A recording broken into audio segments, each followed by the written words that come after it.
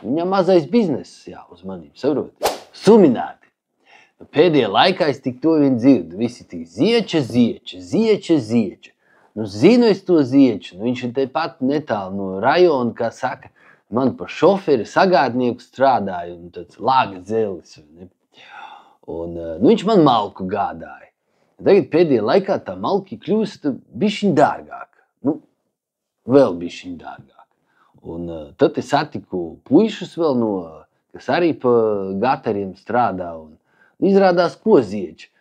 Tā vietā viņš agrāk pats to malku it kā skaldīs. Tagad tā vietā, lai pats skaldītu, šie man stāst, viņš ir timber marketā visu pasūta, atķeksē, un viņam mazais bizness jāuzmanība, saproti. Nav jau žēl, lai tā nauda paliek, tāpat jau viņa Latvijas ekonomika atgriežās, un kāda vai tikai tāds humors, saproti. Zieča pats izstāstīs, nekas es viņu satikšu. Izrunāsim, jā. Ja tā, Timber Market LV, saproti.